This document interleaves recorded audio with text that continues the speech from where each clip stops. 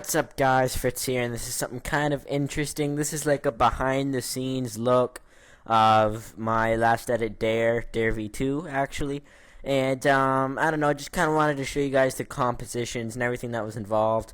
Because I think it's a lot more than you'd think, actually. Now, a lot of editors, some people do it differently. It just depends. Some people do it all in one comp and then render for 24 hours. Some people do it like I do and kind of do it in, like, parts and different compositions and put it together and everything, and then they kind of like render it without CC and go on like that. So anyway, this is kind of how I do most of my edits anyway. So basically it's kind of split into two parts, and I'm just gonna break down each one and then show you the like evolution of it. So first thing is, I did pick out the black bars, they're right here, and the CC here, but like when I started, but I don't turn them on when I'm editing because I lag, or it doesn't lag, but it's too slow. So here's just a look at all the keyframes that are involved for the first half. So if I zoom in a little bit, actually we can see it better. So you can see all of them there. So there's a lot of them, a lot of effects, a lot of keyframes involved, and it kind of goes all the way out and in. It's kind of neat. So the first kind of thing is that's kind of interesting is this thing. If you notice, it's not like a perfect circle like it should have been. I kind of rushed this part. But you can't really tell because there's motion blur and everything, so that's kind of neat. I don't know. The next one is the first thing where I use more than one comp. So right here where it goes to this like loading underpass, and it switches over like that from underneath. That's actually from a comp here, and all it is simply this like basically just like a black solid. And if I like get rid of it, you can see that's like just some like lines and stuff.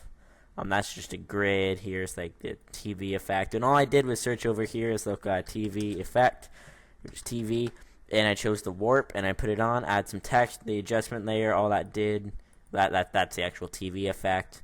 So yeah, that's basically just that thing, and I just took it and I put it on the comp over here, and then the adjustment layer is what has all the effects behind it.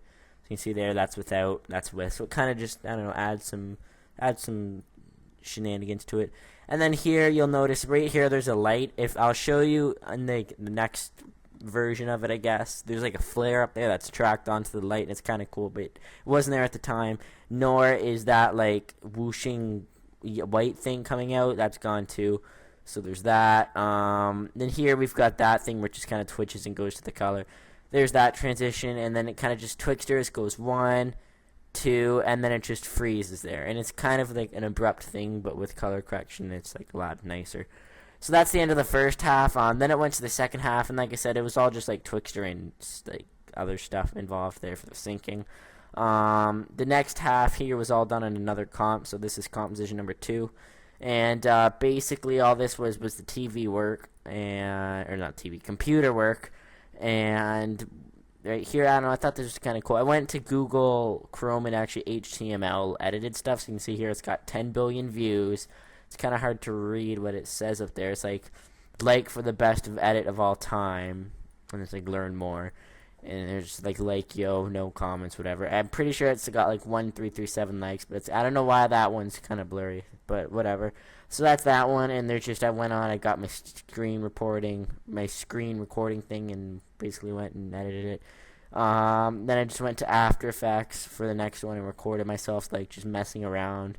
And then the edit starts, so it goes cinematic, cinematic, cinematic.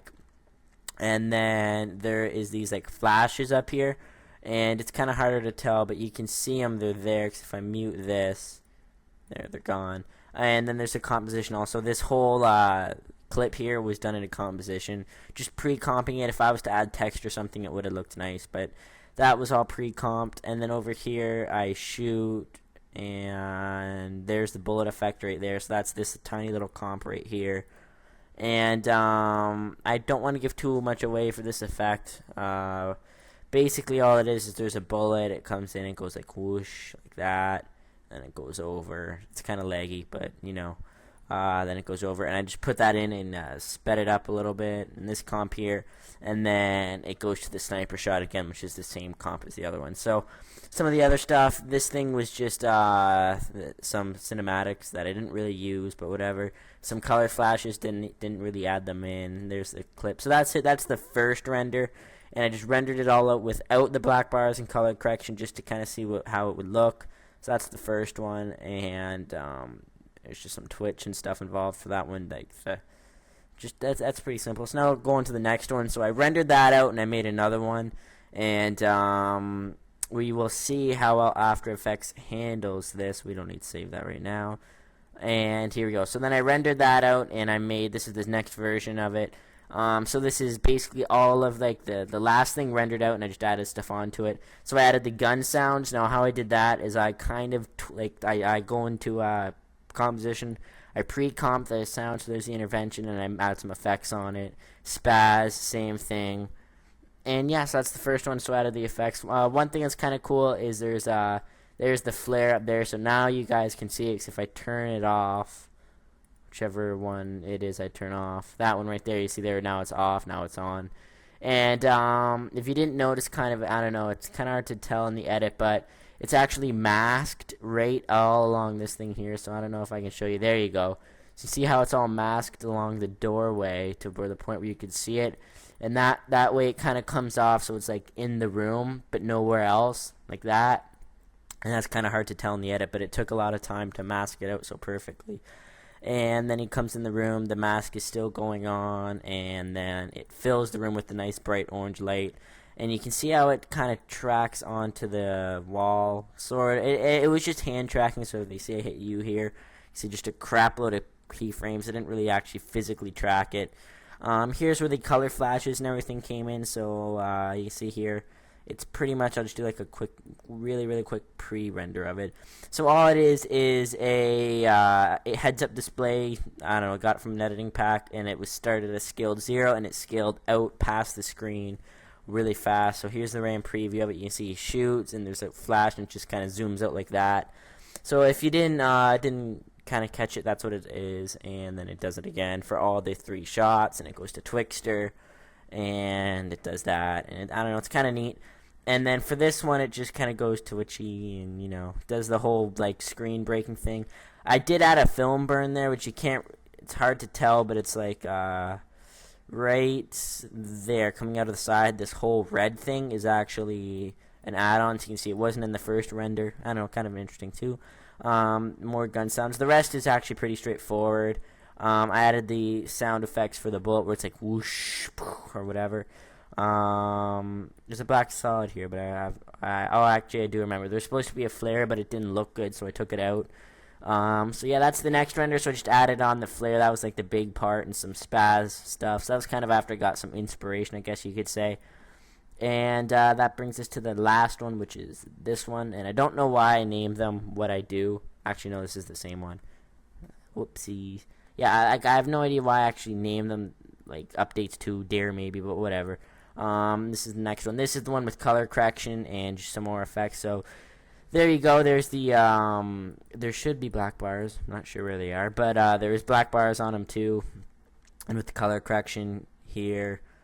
And I was kind of messing with it a little bit, so, like, there's no color correction there, but I was sort of choosing them. There's some sound effects here, so, like, there's a swoosh, which is kind of hard to tell, but it's there. And you see here it got really bright at the moment, but, you know, it's fast enough. You can't really tell. Every time you shoot, there's, like, a bassy, like, kind of like as if a NASCAR was, like, racing by. Every time there's, like, one of those, like whooshing white things. And then at the end, there's, like, a tiny little thing. It sounds like a car screeching as the bullet goes by, and it's kind of neat.